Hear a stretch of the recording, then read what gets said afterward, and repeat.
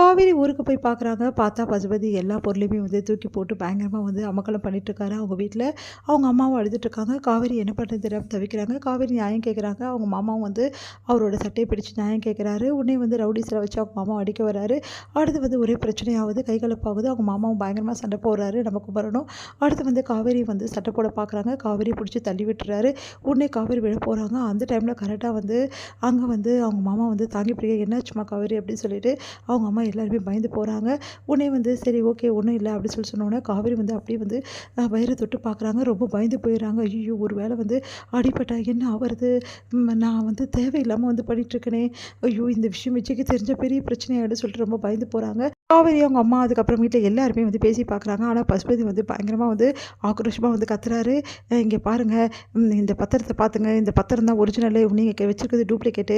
இந்த வீடு எனக்கு தான் சொந்தம் அப்படின்னு சொல்லிட்டு நிறைய விஷயங்கள் வந்து காமிச்சு அவர் வந்து நிரூபிக்க பார்க்குறாரு. உடனே எல்லாருமே அதிர்ச்சி அடைகிறாங்க. அடுத்து வந்து அங்கே இருக்க ஊர் மக்கள் எல்லாருமே போலீஸ் எல்லாருமே வந்து அவருக்கு சாதகமாக பேசுறதால வந்து காவேரியாலையும் அவங்க வீட்டில் இருக்கிறவங்க ஒன்றுமே செய்ய முடியாமல் போயிடுது.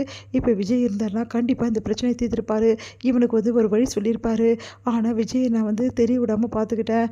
விஜய் இருந்தாருன்னா கண்டிப்பாக என் வீட்டை மீட்டு கொடுத்துட்ருப்பாரு அப்படின்னு சொல்லிட்டு காவேரி யோசிக்கிறாங்க. என்னடி யோசிச்சுட்டு இருக்க? சரி இவன் வந்து அடங்கவே மாட்டான். என்ன பண்ணாலும் இவனால் ஒன்றுமே பண்ண முடியல. நம்ம நம்ம நம்ம வீடு நம்ம கை விட்டு போயிடுச்சு. அதெல்லாம் சொல்லாதம்மா. நம்ம வீட்டில் நம்ம கை விட்டு போகாது. எப்படி நம்ம வீட்டை நம்ம மீட்டுருவோம். நீ கவலைப்படாத அப்படின்னு சொல்லிட்டு அவங்க அப்பா வாங்கின மாதிரி நிறைய கடன்லாம் வந்து பத்திரத்தெல்லாம் எழுதி வச்சிருக்காரு. அதெல்லாம் பார்த்து எல்லா அதிர்ச்சியும் இவங்கிட்ட என் அப்பா கடன் வாங்கியிருக்காரா?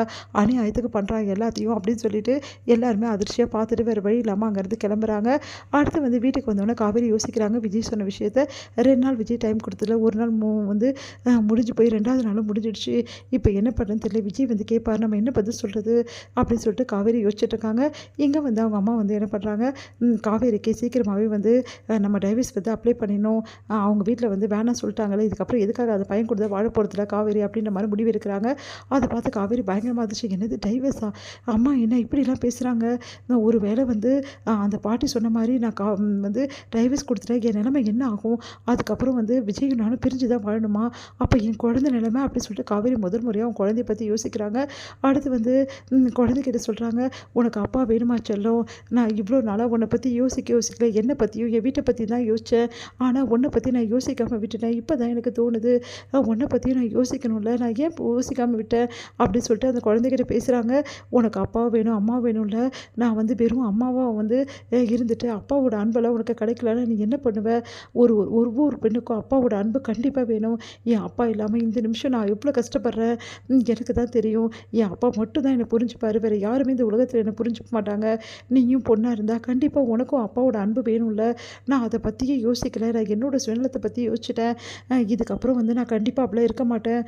விஜய்கிட்ட நான் அவங்க கூட சேர்ந்து வாழன்னு சொல்ல தான் போகிறேன். இந்த பிரச்சனையிலேருந்து நான் விஜய்கிட்ட கண்டிப்பாக சொல்லுவேன். யார் எழுத்தான்னு தெரியும். பாட்டி வந்து என்ன சொன்னாலும் எனக்கு அதை பற்றி கவலை இல்லை. பாட்டிக்கு அந்த வீட்டுக்கு தானே போகக்கூடாது. ஆனால் நானும் விஜயும் தனியாக வாழ்கிறோம் அப்படின்னு சொல்லிட்டு யோசிக்கிறாங்க காவேரி. உடனே அவங்க அப்பா கிட்டே போயிட்டு வந்து வேண்டிக்கிறாங்க.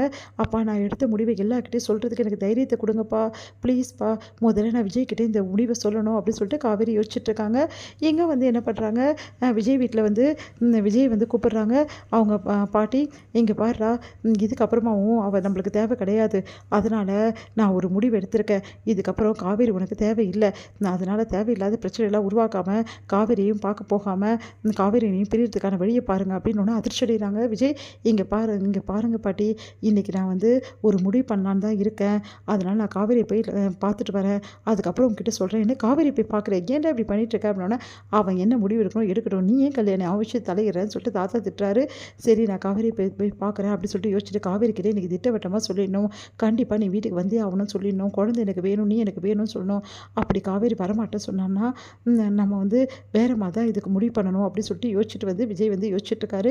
சரி விஜய், காவேரி வரமாட்டேன் சொன்னால் நீ என்னப்பா பண்ண போகிற அப்படின்னு சொல்லிட்டு தாத்தா கேட்குறாரு. உடனே வந்து இல்லை தாத்தா, காவேரி வந்தே தீரணும். அப்படி வரலைன்னா அவளை வர வைக்கிறதுக்கு என்ன வழியோ அதை நான் பார்க்க போகிறேன் அப்படின்னோடனே, என்னப்பா சொல்கிற? ஆமாம் தாத்தா, நான் அதிரடியாக இறங்க போகிறேன் அப்படின்ற அதிர்ச்சி அடைகிறாங்க.